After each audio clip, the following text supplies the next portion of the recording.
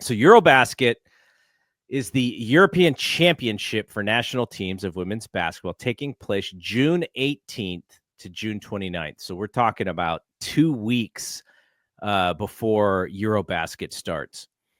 You talked a little bit about it with Eustace. So if you heard the Eustace interview, you did hear her talk about it. You did hear Brian and her talk about it.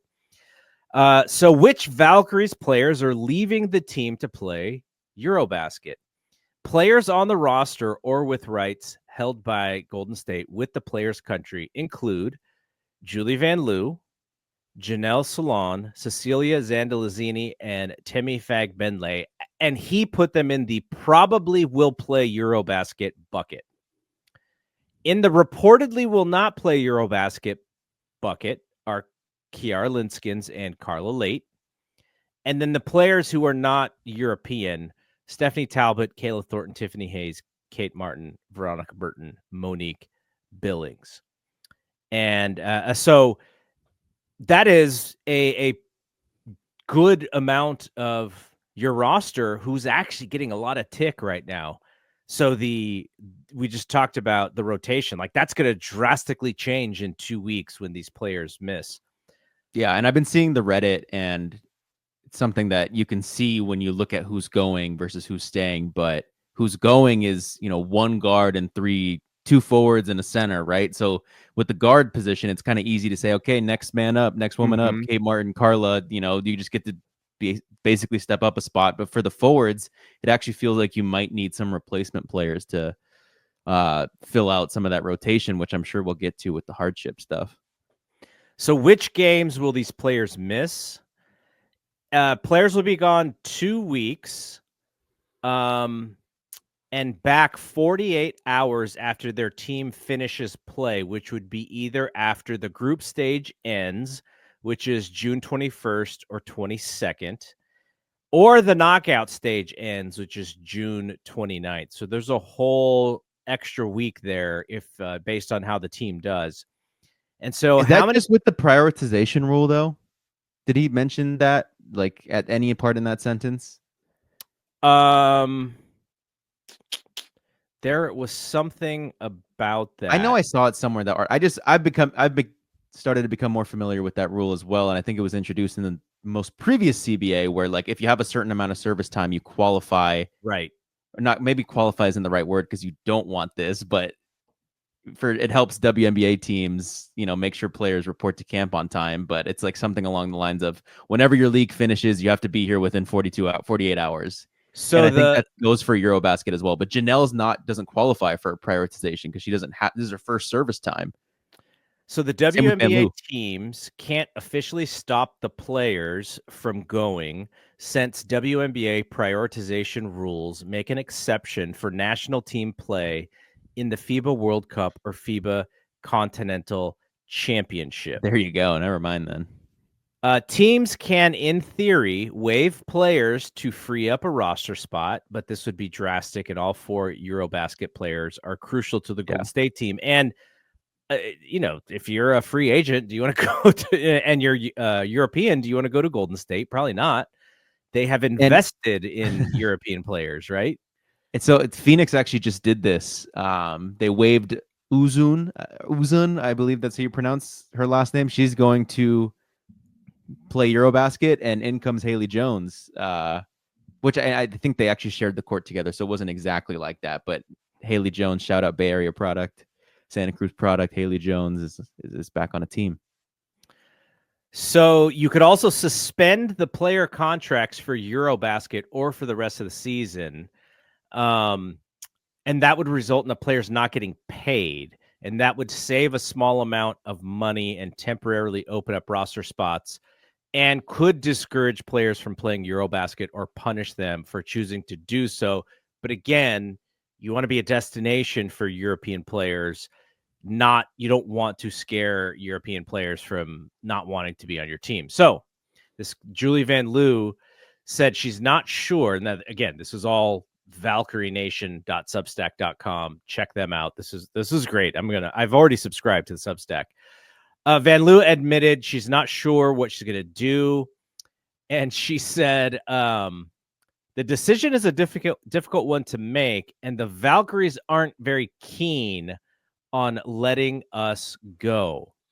Yeah, but then did you see what she said after? She followed up. I think she realized, She realized what she said, but her, yeah, maybe how people would take that. yeah, Because she exactly. said, it's pretty much every team, not just the Yes. Valkyries. Who wants to lose their players for Right. 2 weeks? Yeah. Just, of course they're representing their national team. Great for them, but if you're a brand and a team, you don't want to just like lose your product for 2 weeks just cause.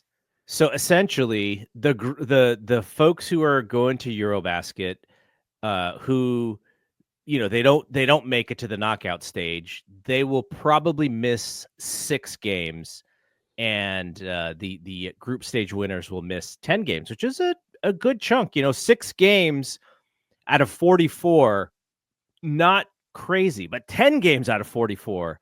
That's almost a fourth of the season. So it's a large a large number. So um the you talked about the WNBA service thing. So players with 3+ years of WNBA service are restricted to leaving 2 weeks before through 48 hours after. And Like there are no earlier than 2 weeks before, no later than 48 hours after, right? and there are intense consequences for players who break Yeah. the prioritization rules. But the only 7 players who meet the criteria are Kayla Thornton, Stephanie Talbot, Temi Fag-Benlay, Tiffany Hayes, Veronica Burton, Cecilia Zandalazini, and Monique Billings. So technically, only Fag-Benlay and Zandalazini are the ones constrained by this rule. Van Leeuwen and Salon don't have enough service to count and thus have no restrictions about when to leave and when to return. Yeah. And Salon could go and never come back if she wanted to. right. And she's not going to get punished for doing so. They'll So probably waiver, but if that's the case, but that won't happen, right? No bad energy like that. no, yeah. Unless she's just like, man, I was there for a couple weeks and it sucks. I'm not coming back. I can't imagine that is, especially with the new CBA coming, and if you can be a millionaire just by playing in the Oh my God. WNBA, That's why I kind of think she's here right now, is to like get her time here going so that she can get next year's contract, which could very well be $1 million contract for her. okay. So the interesting thing about this is, what do you do? Because you're going to lose a few players. The team can sign emergency hardship contracts to have 10 available players. Who's out there? Well, Caitlin Chen just signed a contract for a 3-on-3 league, and that they have a tournament that starts at the end of June. So that would hurt her availability. We talked about Leticia Amihir, just like how did she not make the team?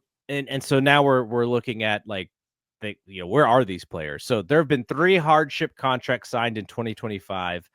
Ari McDonald for the Indiana Fever, Haley Jones, you mentioned Haley Jones from Phoenix, and Liatu King from the Sparks. So because the Sparks fell below 10 players, so they Pretty signed quickly, because yeah.